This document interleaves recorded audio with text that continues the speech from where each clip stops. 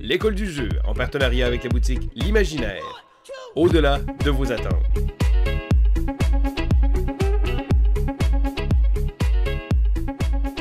Allô mes pattes palmées, c'est Vince de l'école du jeu, j'espère que vous allez bien et aujourd'hui je vous fais mon quoi de neuf Vince du mois de janvier 2020.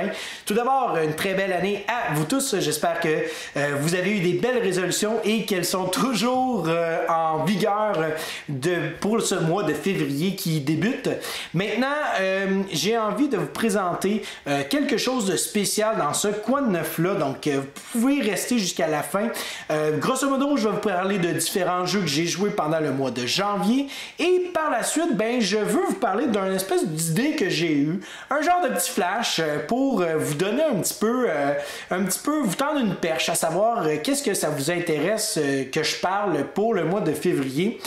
Si ça vous intéresse pas, je sais que la vidéo est longue, si ça vous intéresse pas d'écouter au complet, alors je vous encourage fortement à aller dans la description, vous trouverez des marqueurs de temps qui vont mentionner quel jeu que je parle et à quel moment je parle de ceux-ci. Donc si un jeu vous intéresse, allez-y. Si un jeu ne vous intéresse pas, passez par-dessus. Il n'y a pas de problème. Trêve de bavardage, on commence avec le premier jeu qui se nomme Blitzkrieg, qui est un jeu de Paolo Mori. Paolo Mori, c'est un auteur italien qui n'est pas de l'école italienne qu'on connaît, hein, des jeux euro, comme par exemple Marco Polo et compagnie. Non, Paolo Mori, c'est plus un auteur qui va nous apporter habituellement des jeux avec des belles twists au niveau mécanique.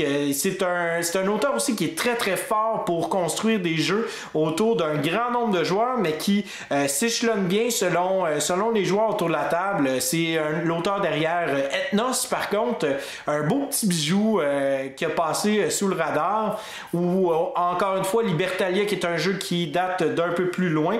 Mais cette fois-ci, il nous arrive avec Blitzkrieg, qui est un jeu qui se veut être un genre de Twilight Struggle, mais en 20 minutes. Si vous ne connaissez pas Twilight Struggle, je pourrais parler de 1960, The Making of President, ou 1960, Kennedy contre Nixon. Si vous ne connaissez pas ce jeu-là, ben à ce moment-là, écoute, je pourrais vous donner plein d'autres références. Ça sert à rien, je vais vous expliquer qu'est-ce que Blitzkrieg est. Blitzkrieg, en fait, c'est un jeu où on va avoir un affrontement entre deux joueurs pendant la Deuxième Guerre mondiale. Et c'est pas un jeu qui est compliqué, puisque chaque joueur va avoir un sac. On va avoir un espèce de principe de backbuilding où est-ce que les joueurs vont aller piger au départ 3 tuiles de leur sac et chacune de ces tuiles-là va avoir un tank ou un bateau ou un avion et sur le plateau principal, nous allons avoir différents théâtres de bataille qui représentent différentes sections du monde et les joueurs vont sélectionner une tuile derrière leur écran personnel et vont la placer sur un théâtre en question et dépendamment du type de transport que vous avez utilisé, vous pourrez placer ou vous ne pourrez pas placer la tuile selon les contraintes que le théâtre, la section du plateau vous donne. Mais ce qui est le fun du jeu, c'est que habituellement quand on place une tuile, on veut aussi avoir le bonus qui va être sur l'endroit qu'on va apposer la tuile. Donc ces bonus-là, ça peut nous permettre par exemple d'aller chercher des nouvelles tuiles recherche, donc aller chercher des petits jetons qu'on va ajouter dans notre sac et là ça va s'accumuler avec toutes les tuiles qu'on a et ces jetons là, ben, c'est des jetons qui sont beaucoup plus forts parce que chacune des tuiles va avoir un chiffre dans ton sac de base entre 0 et 3, mais les tuiles avancées peuvent avoir par exemple des 4, des 5, des 7 par exemple la bombe nucléaire. On peut avoir aussi des tuiles qui vont avoir différents effets spéciaux. Sinon on pourrait aussi tout simplement piger davantage de notre sac. Donc à la fin du tour, évidemment, on joue une tuile, à la fin on pige une nouvelle tuile. Bien, si j'appose ma tuile sur un endroit qui a une espèce de petit symbole d'usine, bien, à ce moment-là, je suis capable de pouvoir aller piger 2 tuiles ou même 3 tuiles à la fin de mon tour, ce qui fait en sorte que j'ai plus de choix différents devant moi. Sinon, ben, il y a d'autres choses aussi dans le jeu, mais c'est un peu un genre de souk à la corde où est-ce que les joueurs vont en fait, essayez de tirer le plus grand parti de chacune des sections du plateau. Donc, si je commence à m'investir davantage dans une section, par exemple l'Europe, et bien tranquillement, pas vite, il y a une espèce de cube qui va s'en venir vers mon côté du plateau. Et si ce cube-là atteint l'extrême de ma position personnelle, alors à ce moment-là, je vais scorer plein de points. Et le but, c'est de se rendre à 25 points. C'est tellement bon comme jeu. Ça dure 20 minutes et je l'ai sorti en fait à je pense 4-5 reprises. J'ai déjà une dizaine de parties de fête parce que je le montre à des nouvelles personnes. On joue 2 parties minimum, des fois 3, et on a envie de rejouer une autre. C'est vraiment un jeu qui se sort très rapidement. C'est un jeu qui se présente très simplement. Et c'est surtout un jeu qui est très accessible, qui est facile, mais qu'on a vraiment ce sentiment que chacune de nos décisions a une importance capitale sur chacune des parties. Donc c'est vraiment... Puis comme j'ai dit, ça dure 20 minutes, donc on peut en jouer une autre immédiatement après. Vraiment là, un excellent jeu. Tom Vasson l'avait comparé à Watergate, qui était sorti aussi cette année, et il disait que probablement Blitzkrieg a peut-être un petit peu moins de profondeur que Watergate, mais se joue en dedans de la moitié du temps, voire même le tiers du temps, et c'est pour ça que peut-être Vassal aurait tendance à sortir plus Blitzkrieg, parce que on se fait une petite game de Blitzkrieg, oui, pas de problème, parfait, ça se joue super rapidement. D'ailleurs, j'avais une super belle journée de jeu et j'ai pu le sortir en début de journée avec un autre joueur. Je vais probablement faire une critique sur ce jeu-là parce que c'est un jeu qui vaut grandement la peine d'aller de s'informer sur ce dernier et surtout de peut-être obtenir une copie parce qu'il risque de pas être très très cher. Enfin bref, Blitzkrieg, un gros coup de cœur pour moi. Mais je pense que mon plus gros coup de cœur de ce mois-ci, ce fut Boss. Boss de Splatterspiel. C'est un jeu qui date de 1999 et en 2019, il y a eu une réimpression, une réédition qui a été faite par Capstone Games, je pense. Capstone Games, je pense que c'est ça. Enfin bref, c'est un jeu de worker placement, placement d'ouvriers. Et là, moi, je suis pas un grand fan de placement d'ouvriers, mais celui-là, il est venu me charmer fois 1000 parce qu'on a une section du plateau où est-ce que toutes les actions vont être indiquées sur le côté et c'est très simple parce qu'on va placer nos ouvriers et à la fin d'un round, on va en fait activer chacune des actions de haut en bas. Et la manière que ça fonctionne, c'est que ton ouvrier, tu vas toujours le placer à gauche du plateau, à gauche des actions. Mais les actions, ça se peut qu'elles se déroulent de droite à gauche, ce qui fait en sorte que tu peux être le premier à te placer sur un espace, mais être le dernier à jouer sur cet espace-là. Et on veut être le premier en général dans ce jeu-là, puisque chaque fois qu'un joueur va faire une action d'une ligne, eh bien, il va le faire selon un certain nombre d'autobus qu'il y a dans une des actions. Et le deuxième joueur à procéder va faire la même action que le joueur précédent, sauf d'une force de -1. Donc, par exemple, si je veux placer des routes pour agrandir mon chemin d'autobus, eh bien, mettons, le premier joueur va pouvoir faire 3 routes, par exemple, ben, le deuxième va en faire 2, le troisième va en faire 1, et finalement, le quatrième ne fera rien. Et l'autre twist qui est intéressant de ce jeu-là, c'est le fait que on n'a pas un nombre d'ouvriers spécifique à chaque round. En fait, on en a un nombre spécifique pour la partie. Nous avons 20 ouvriers au total. Et nous devrons gérer ces 20 ouvriers-là. C'est des petits disques, en fait. Nous devrons gérer ces petits disques jusqu'à la fin de la partie. Donc, tu décides quand tu arrêtes de placer des disques. Ça se peut que tu places un seul disque pendant tout un round au complet et que le prochain tour t'en place 5. Et le round se termine quand tous les joueurs ont décidé de passer. Parce que pendant ton tour, c'est simple, tu places un disque ou tu passes. Si tu décides de passer, ben, tu gardes tes disques pour des prochains rounds. Mais si tu décides d'en placer un, ben, tu es obligé de le placer toujours à gauche complètement d'une action. J'ai vraiment adoré ce jeu-là. C'est un jeu, par exemple, je vais le dire comme ça, c'est un jeu de couillon. Désolé l'expression, mais c'est vraiment un jeu d'enfoiré où est-ce que c'est du coupe-gorge, c'est du... On se donne des coups continuellement et c'est vraiment des coups de couteau dans les côtes, ça fait mal à certains moments. Et il y a un côté un petit peu, on joue au chicken, hein? Donc qui va arrêter en premier de mettre ses ouvriers ou qui décide de tout simplement lâcher le morceau puis de faire comme bah ok, moi je me mêle pas, je vais laisser tomber puis d'attendre. On peut vraiment bloquer des joueurs dans ce jeu-là puisque ben, si je décide de placer un ouvrier en premier, mais que l'action, comme j'ai dit, se passe de droite à gauche, et que là, j'ai 2 autres ou 3 autres joueurs qui décident de placer dans cette rangée-là pour faire cette action-là, ben moi, finalement, mon ouvrier, mon 20e d'ouvrier, mon action sur 20 va rien faire.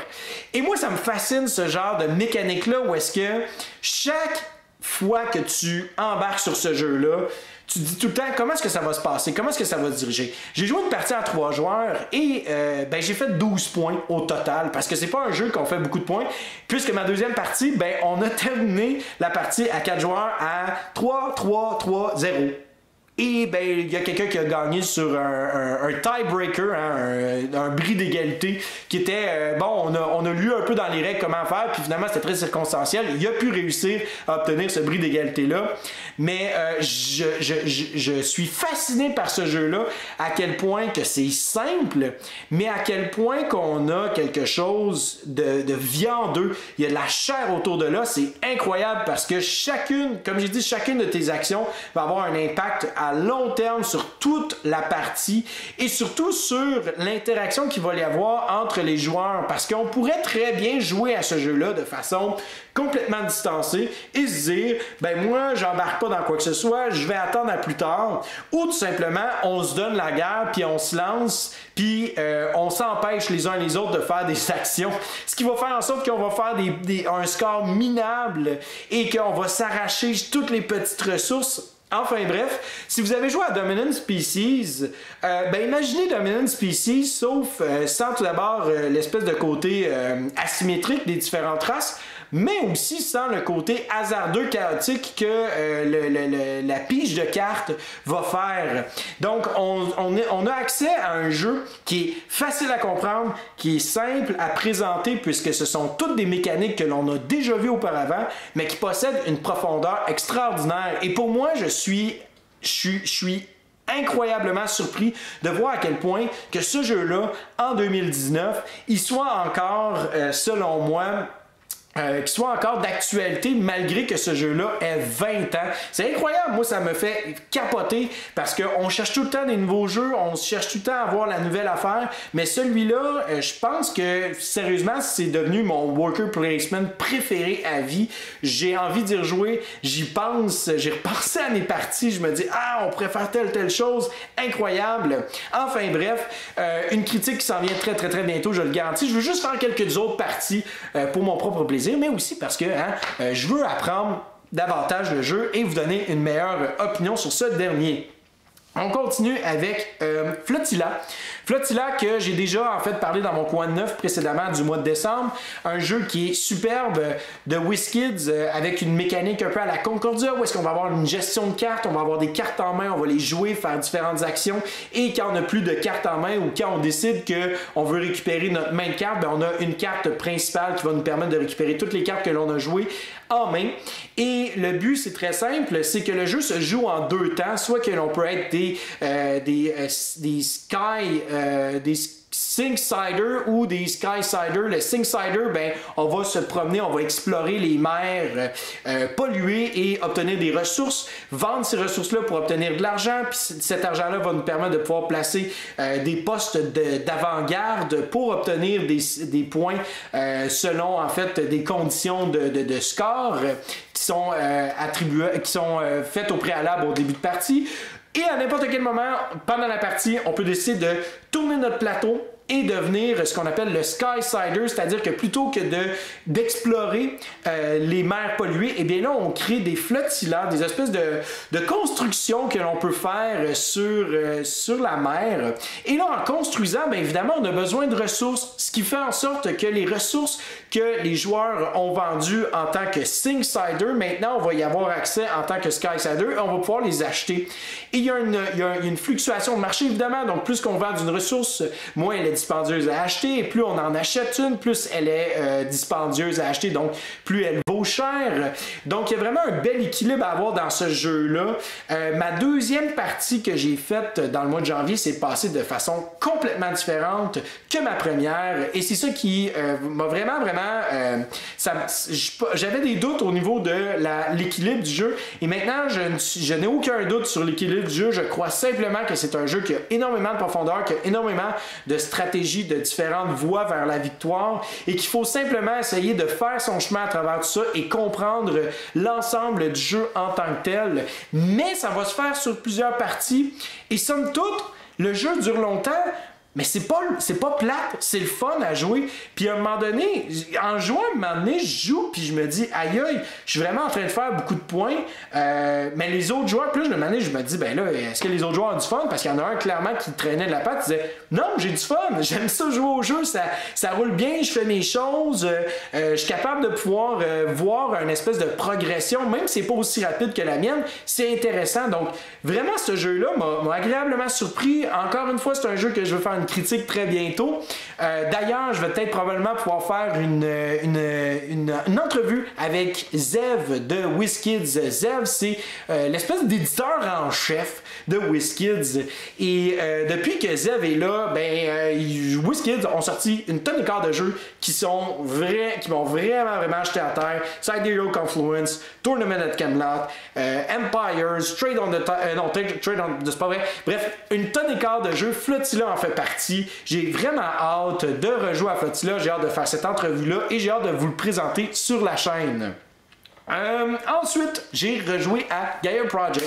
Donc, j'ai joué à Gaia Project à 2 joueurs et c'est drôle parce que pendant que je jouais à Gaia Project, en même temps, JP a sorti sa critique de Terra Mystica et posait la question, est-ce que Terra Mystica est encore pertinent malgré que Gaia Project vient d'être est sorti en 2017, je pense, et JP disait oui, définitivement, alors que moi, j'ai l'impression que Terra Mystica peut-être va traîner de la patte en comparaison avec Gaia Project. J'ai joué aux deux et je dois avouer que Gaia Project, premièrement, le plus gros avantage selon moi, c'est qu'il s'échelonne bien selon le nombre de joueurs qu'il y a autour de la table. Si j'ai 2 joueurs, ils jouent autant bien que si j'en ai 4, alors que Terra Mystica était un jeu qui se jouait vraiment à 4 joueurs au nombre maximal, et là ça pouvait s'éterniser, ça pouvait devenir des parties très très longues, alors que Gaia Project, en dedans de 1h30, 2 heures à 2 joueurs, on s'en tire bien et on a vraiment un feeling, un sentiment de satisfaction après avoir accompli tout ça.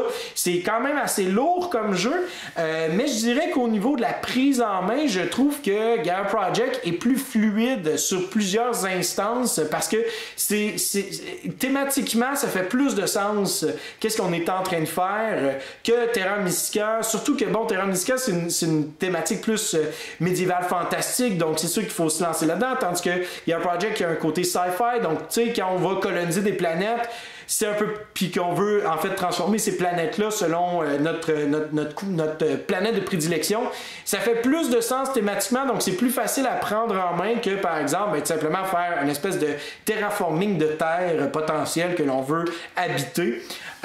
Mais au-delà de ça, je trouve que aussi le jeu est plus fluide en général. Dans Terra Mystica, à un moment donné, tu peux vraiment te faire casser les couilles par... Excusez-moi, désolé, mais tu peux vraiment te faire casser les couilles, désolé, oui, par ta mauvaise gestion à un moment donné, tu vas être bloqué, tandis que dans Gaia Project, c'est vraiment une espèce de gros bac de sable que tu fais comme, j'ai envie de m'en aller par là, et je vais m'en aller par là si je veux dans cette partie-là, et that's it, c'est là que je m'en vais, merci, bonsoir.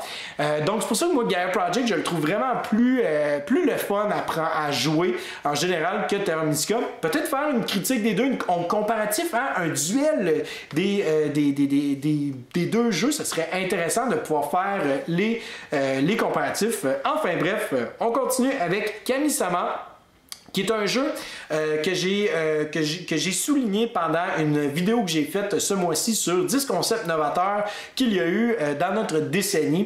Et Kami-sama en faisait partie. Kami-sama, en fait, dans son concept novateur, c'est tout simplement ce qu'on appelle un draft de plateau, donc un repêchage de plateau. Chaque joueur va avoir une partie du plateau devant soi et on va pouvoir s'investir dans cette partie-là en question. Et quand tous les joueurs se sont investis dans les 4 différentes sections, eh bien, on va tourner le plateau pour que je fasse face à cette partie du plateau que le joueur à ma droite a joué précédemment. Donc là, je vais pouvoir aller jouer un peu dans ces plates-bandes, changer certaines choses. Et le concept est très intéressant, mais malgré atteint certaines limites selon moi, puisque j'ai eu l'impression que à un moment donné, il y avait des ressources qu'on accumulait qui étaient beaucoup trop faciles à obtenir. Donc c'était un peu une espèce de no-brainer. C'était même pas une question, est-ce qu'on s'en va vers ça? Oui, je vais m'en aller vers ça pour faire mon 12 points à chaque round. Puis ensuite de ça, les autres points, c'était très circonstanciel parce qu'après ça, tu as une espèce de mécanique de draft de cartes où est-ce que bon, tu vas aller chercher des cartes puis tu vas aller piger celle qui fait le plus de points en général. J'ai trouvé ça vraiment j'ai trouvé à un moment donné que le jeu s'essoufflait rapidement. J'avais très hâte, mais j'ai été vraiment déçu. Je ne pense pas rejouer au jeu. Je pense par contre vouloir faire une critique, mais ça va être une critique de première impression, où est-ce que je vais présenter un peu mon feeling général du jeu. Peut-être que je vais y rejouer à un moment donné, peut-être pas, mais c'est pas du tout dans mes priorités présentement. J'ai énormément de jeux à jouer dans ma pile de la honte. Donc ça fait pas mal le tour pour Kami-sama. On a ressorti une bonne partie de Race for the Galaxy, moi et Sylvain, avec dans le fond Steve du temple du Meeple.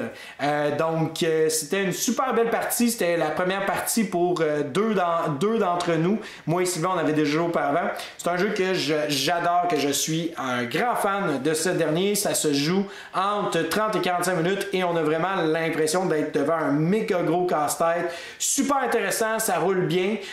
J'ai plusieurs parties à mon actif et je ne m'en lasserai pas de ce jeu-là. Si vous n'avez jamais joué à Race for the Galaxy, je vous encourage grandement à peut-être vous trouver une copie ou du moins essayer ce jeu-là, parce que une fois que l'iconographie est bien comprise, parce que je pense que c'est le plus gros défaut du jeu, une fois que l'iconographie est bien comprise, à ce moment-là, on a vraiment accès à un jeu qui est viandeux, qui est juteux, qui est agréable à jouer et qu'on a envie de faire une partie après l'autre. Surtout à 2 joueurs, les parties peuvent durer une vingtaine de minutes peut-être. Donc c'est une course vraiment, un tableau building avec gestion de main, où est-ce que dans le fond, on va jouer une carte, mais chaque carte va nous coûter des cartes en main. Donc on est toujours un peu dans cette espèce de dualité-là sur cette carte-là. Je la trouve vraiment forte, mais elle m'en coûte 6. Est-ce que je suis prêt à la jouer maintenant? Je penserais pas. Je vais jouer cette carte-là qui m'en coûte 3. Donc là, je vais défausser ma carte de 6 et 2 autres cartes pour jouer cette carte-là qui va me permettre de faire rouler mon engin. Donc, il y a aussi plusieurs extensions avec ce jeu-là, ce qui fait en sorte qu'on agrandit l'éventail de possibilités et aussi on se donne des directions. Donc, c'est la première fois que je joue avec une des extensions et j'ai pas été comment je peux dire, ça m'a vraiment pas déçu, tout au contraire, j'ai vraiment apprécié mon expérience et je veux bien y rejouer, peut-être même le présenter sur la chaîne, ça n'a jamais été présenté je pense. On continue avec un petit jeu que j'ai ramené du Japon qui se nomme Rumble Nation. Alors Rumble Nation fait un peu honneur à un peu le côté old school du jeu de société, où est-ce que bon, on a un jeu vraiment simple, pur et dur, d'environ une vingtaine de minutes.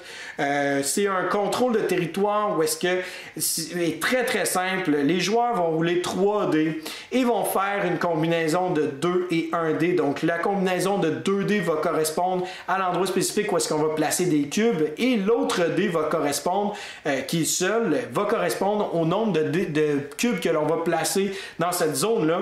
Et une fois que tous les joueurs se sont débarrassés de leurs cubes, à ce moment-là, on fait une espèce de cascade des différents scores. Donc, on va commencer par la zone numéro 2.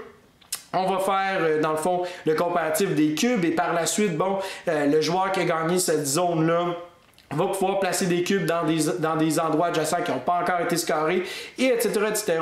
Il y a une petite mécanique de cartes tout à fait intéressante. Donc, on a à peu près 4 ou 5 cartes pendant le début de la partie, et on va pouvoir en fait aller décider de jouer une carte plutôt que de de placer nos cubes sur la table. Mais somme toute, c'est vraiment un jeu super le fun.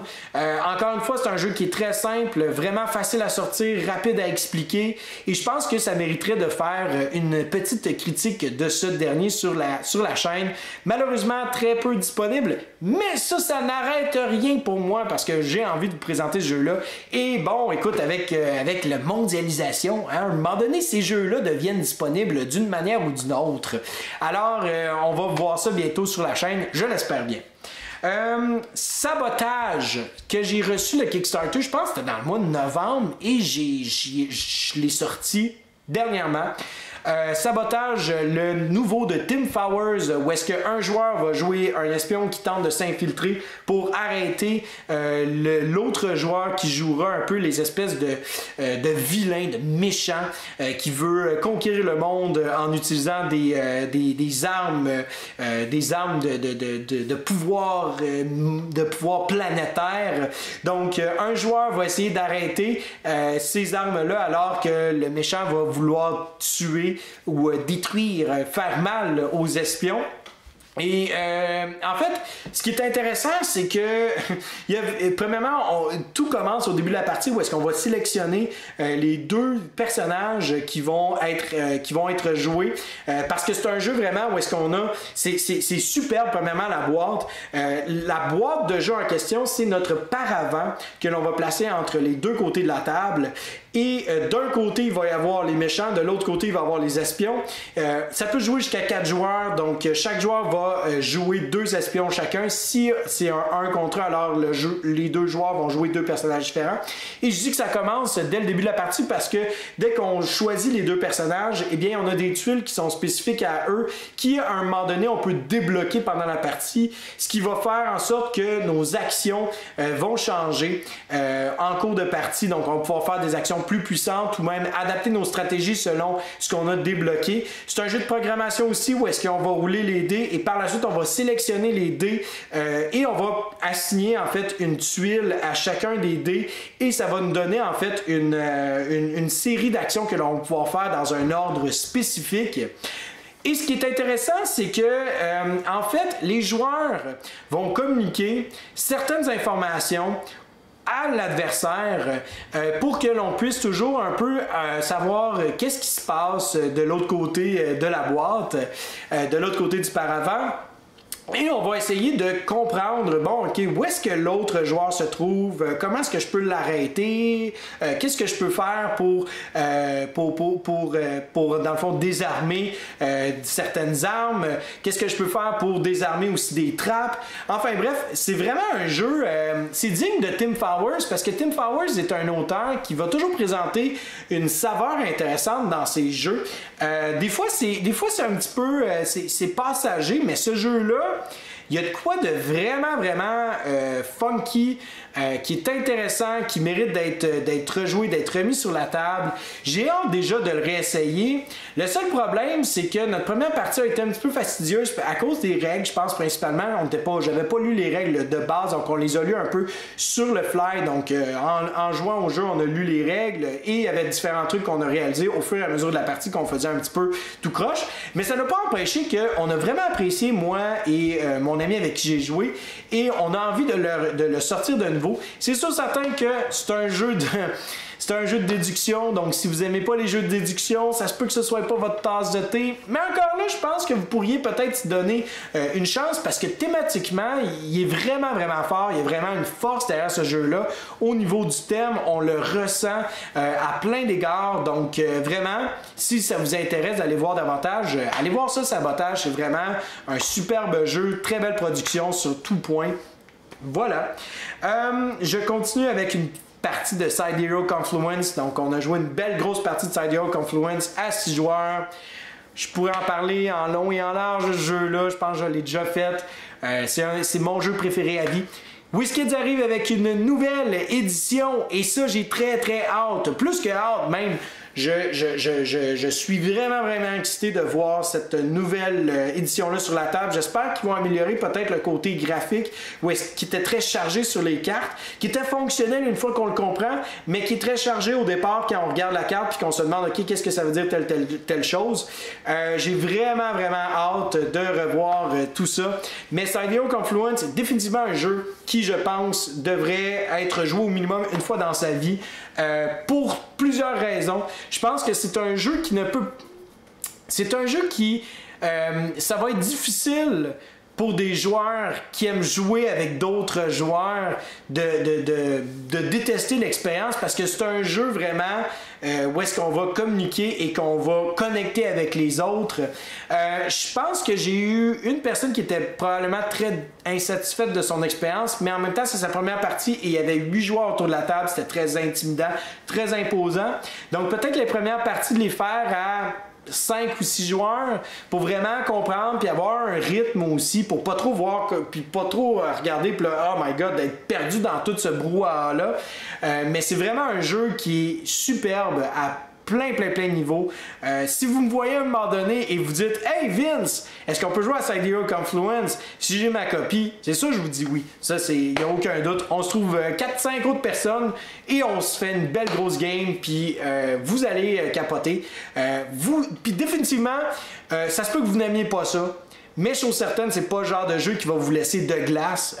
Vous allez vraiment soit adorer, soit détester, mais vous allez définitivement réaliser que ce jeu-là a quelque chose d'unique. Et c'est pour ça, moi, que c'est mon jeu préféré de tous les temps. Voilà, ben oui, je fais une grande affirmation. C'est mon jeu préféré de tous les temps. J'ai joué à Sierra West avec Sylvain. Dans le fond, JP a piqué ma curiosité pendant qu'on faisait notre tournage du top 10 des jeux de 2019. Et quand il a mentionné Sierra West, j'ai été surpris en fait parce que je l'avais pas nécessairement... Moi, on m'avait parlé du système, des 4 modules, des 4 jeux en un. C'est pas tout à fait vrai, ça, en passant.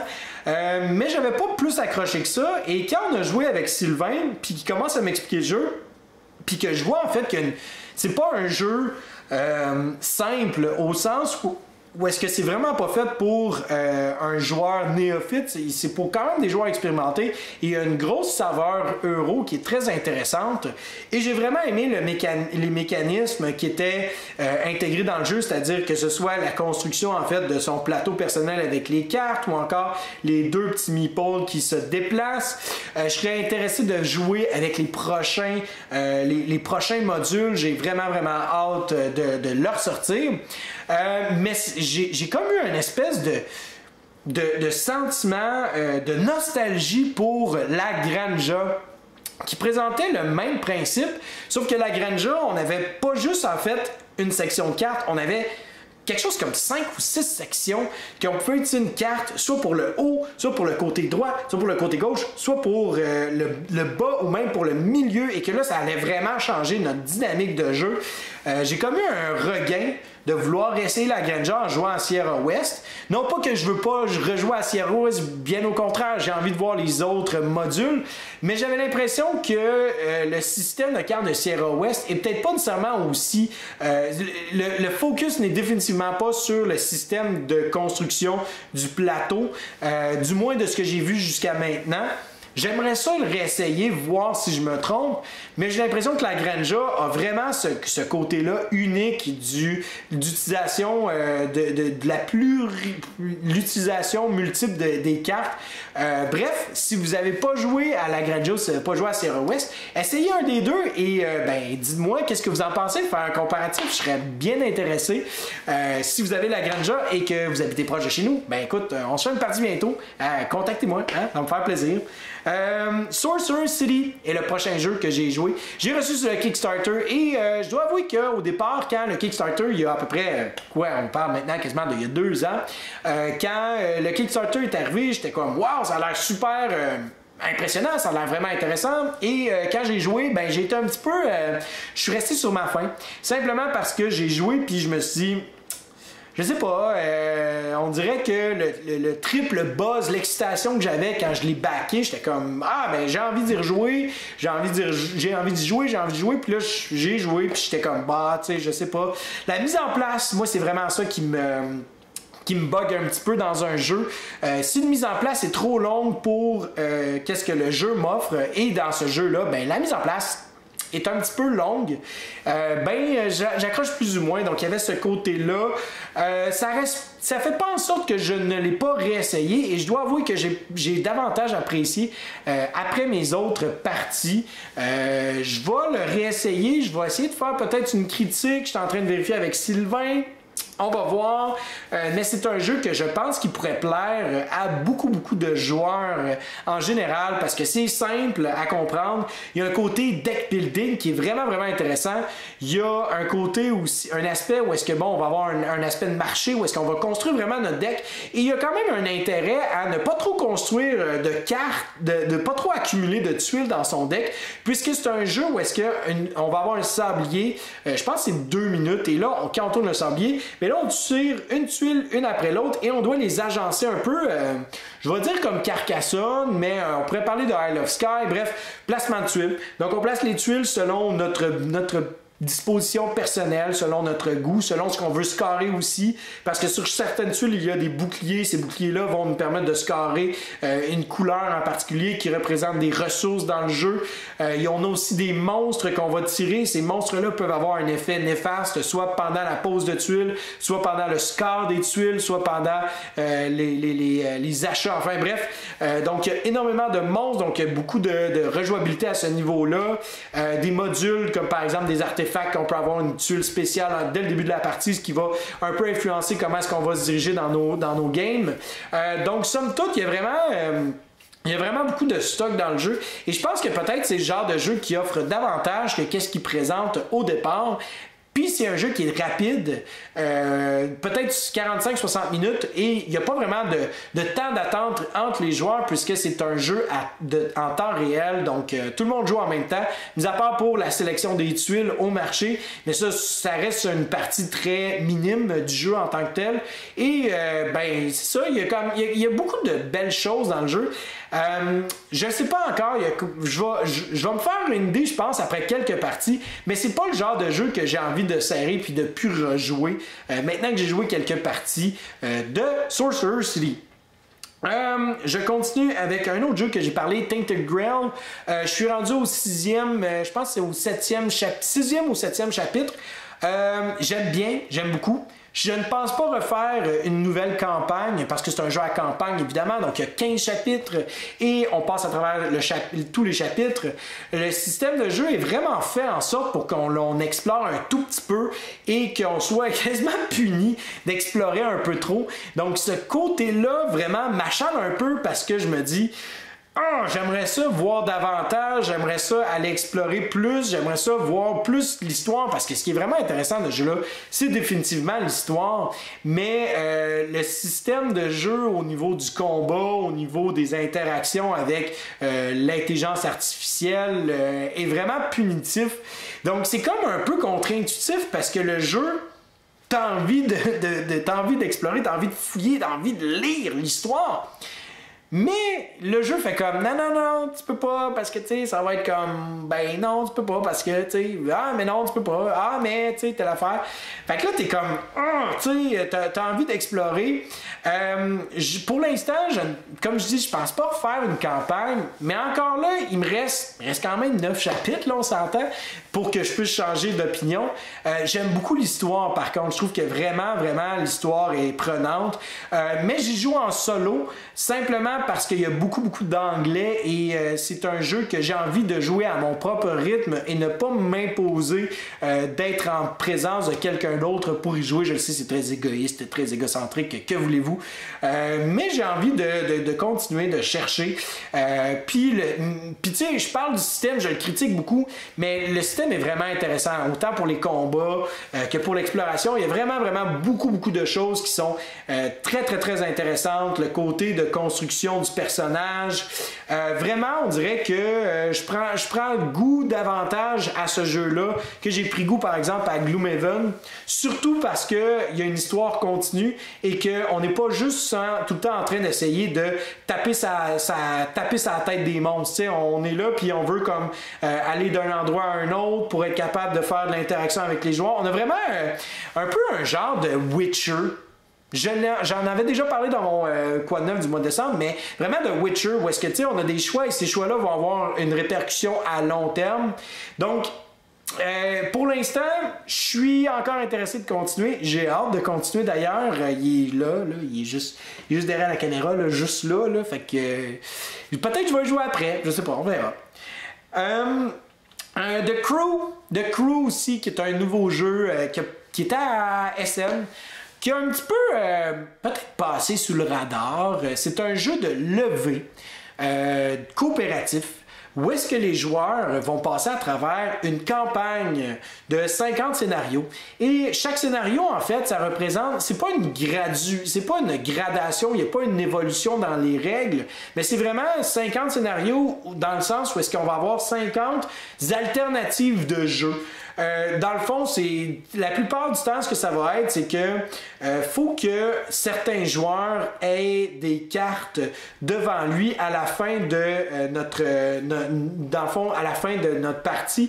Faut que, par exemple, un joueur ait la carte 5 bleus devant lui. Donc, on va s'organiser pour que quand on va jouer le 5 bleu, comme à la dame de pique, par exemple, parce que, tu sais, si je joue du bleu, ben là, tout le monde doit placer du bleu. Ben, on va s'organiser pour que ce joueur-là gagne le 5 bleu et que par la suite, bon, ben, on a accompli un objectif. Des fois, c'est plus. Il y a des twists bien plus intéressants que ça, on s'entend. Mais somme toute, il y a des trucs intéressants. Je pense que je m'attendais à plus, par contre. Je pensais que les twists allaient vraiment comme sortir un peu du lot. Mais c'est plus des trucs du genre, il faut que ce soit fait dans une certaine séquence.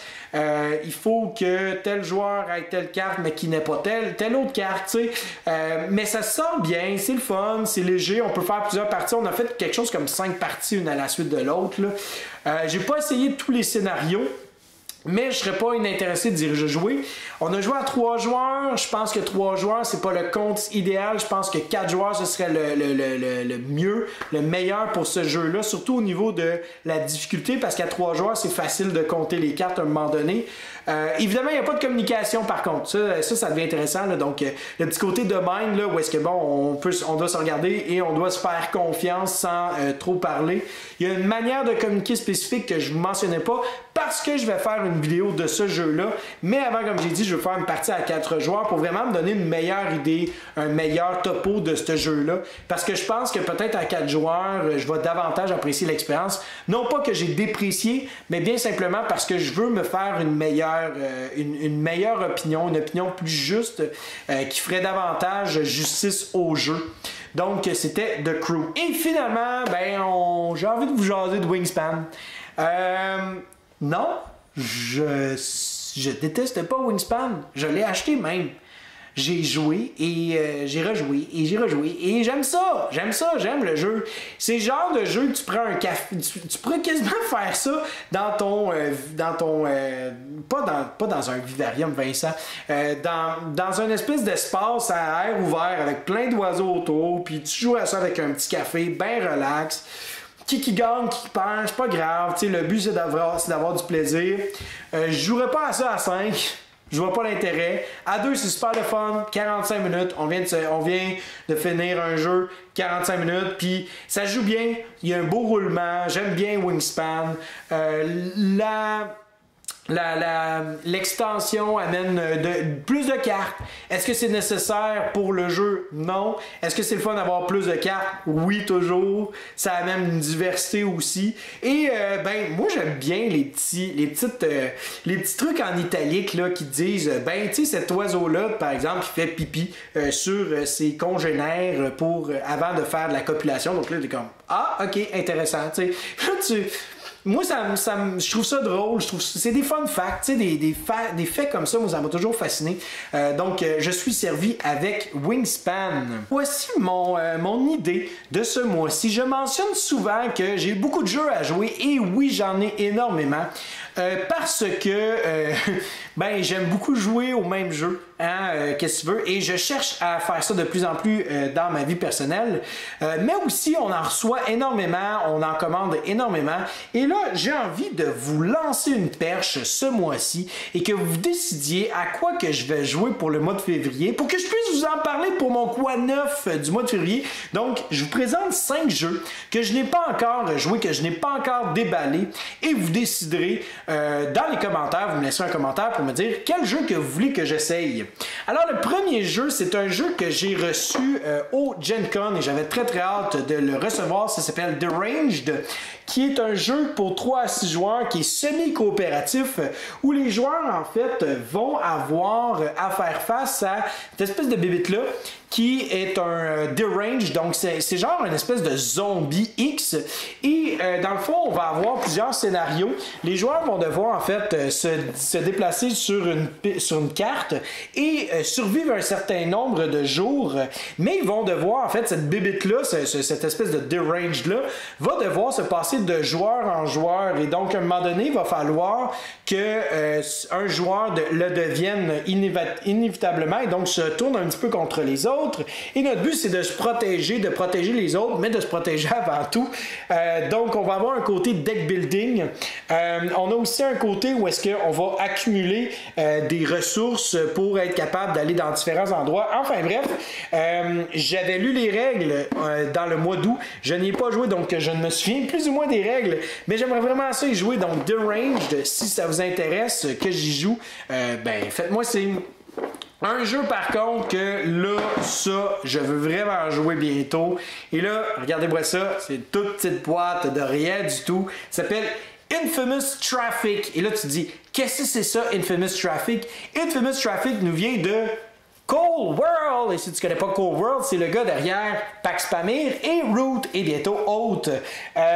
Ça vient dans une toute petite boîte. C'est un jeu qui est un genre, qui est à la limite un print and play. Donc, je peux même vous montrer ici. Ça a gagné en fait un Heavy Cardboard, donc c'est devenu un finaliste.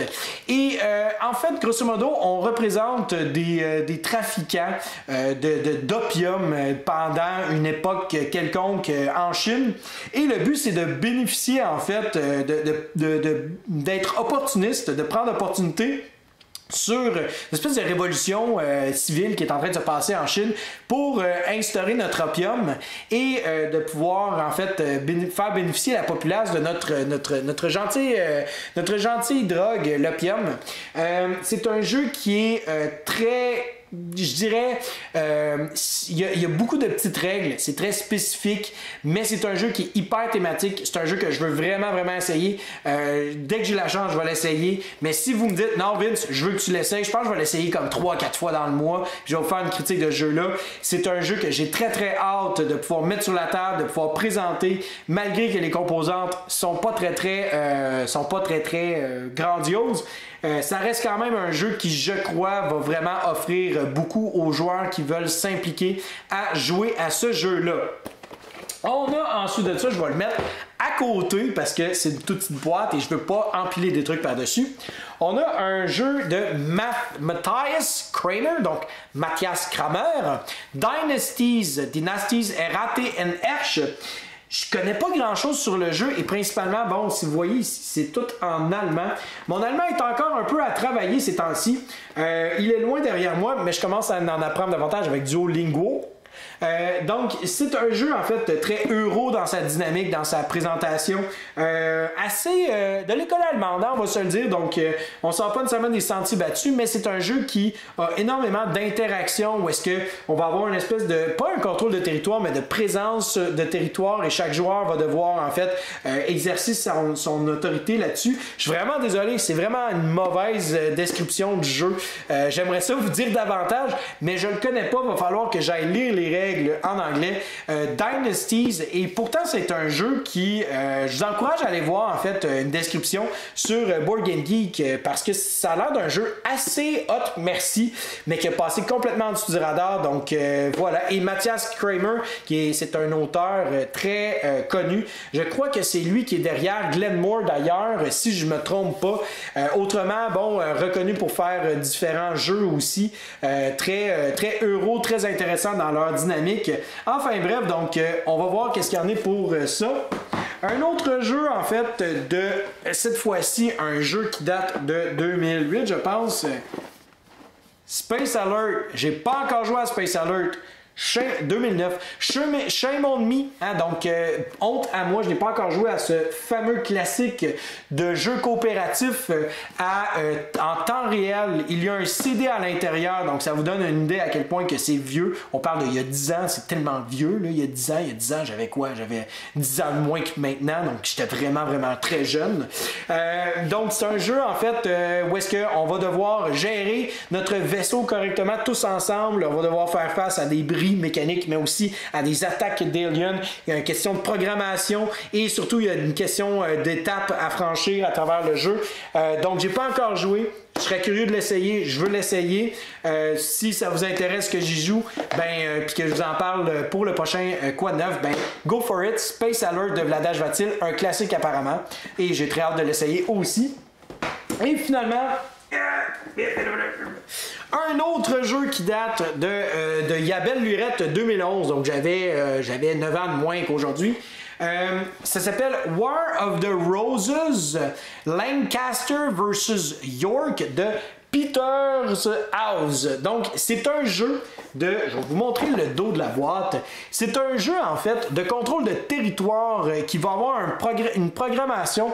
Le matériel est sublime, je dois avouer. Pas tant au niveau de l'esthétique. L'esthétique est fonctionnelle, c'est pas extraordinaire, mais on a vraiment un matériel de qualité avec des gros plateaux personnels, avec des paravents. Dans le fond, c'est un jeu de trahison, de traîtrise. Hein. On va se piler ses pieds, on va se taper sur la gueule, on va se faire des alliances, on va les briser. Bref, War of the Roses, j'en ai entendu parler, puisque premièrement, c'est un jeu qui est très difficile à obtenir. Donc, quand j'ai vu que je pouvais l'obtenir, j'ai mis la main dessus. Et c'est un jeu que je trouve qui a l'air d'avoir une très belle interaction et surtout qui est unique en soi. C'est une thématique, oui, qu'on a déjà vu auparavant. Donc, War of the Roses, c'est pas quelque chose d'inhabituel. Donc, la guerre des roses, hein, en Angleterre, mais je pense que la mécanique en soi du jeu, le système de négociation, d'interaction est vraiment intéressant. Il sort complètement de l'ordinaire. Donc voilà, c'est pas mal ce qui fait le tour des 5 différents jeux que j'aimerais jouer ce mois-ci et décider, hein, je vais me lancer dans un de ceux-là et je vais vous en parler, peut-être même essayer de faire une critique, qui sait. Autrement, pour le mois de février, j'ai envie de vous présenter Cryptid. Il va sortir bientôt en français, donc vraiment l'opportunité de pouvoir vous présenter ce jeu-là et que vous puissiez mettre la main dessus, ce serait vraiment c'est une belle acquisition, je pense, surtout pour les gens qui aiment les jeux de déduction et qui veulent un jeu quand même assez simple. J'ai envie de vous faire une présentation de boss, de crew, j'ai envie de vous faire une présentation sur différents jeux. Mais s'il y a des jeux que j'ai mentionnés dans mon Quoi neuf qui vous intéressent ou qui vous interpellent davantage et que vous auriez envie que je mette l'emphase puis que je mette le go sur sur ce dernier pour faire une critique, faites-moi signe, dites-moi-le dans les commentaires.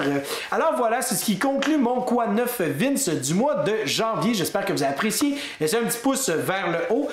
Si vous n'avez pas apprécié ou si vous n'êtes pas d'accord avec moi par rapport à une opinion quelconque, faites-moi signe dans les commentaires. Ça me fait plaisir d'avoir cette discussion-là, comme j'ai tendance à le faire dans mes vidéos. Sinon, écoutez, hein, allez nous liker sur Facebook, suivez notre contenu en vous abonnant à notre chaîne et suivez-nous sur Instagram pour qu'on puisse vous informer sur le jeu et que vous puissiez aussi nous informer sur le jeu parce qu'on aime ça interagir avec vous. Sur ce, mon nom est Vincent et je vous souhaite à vous et vos amis un bon jouage.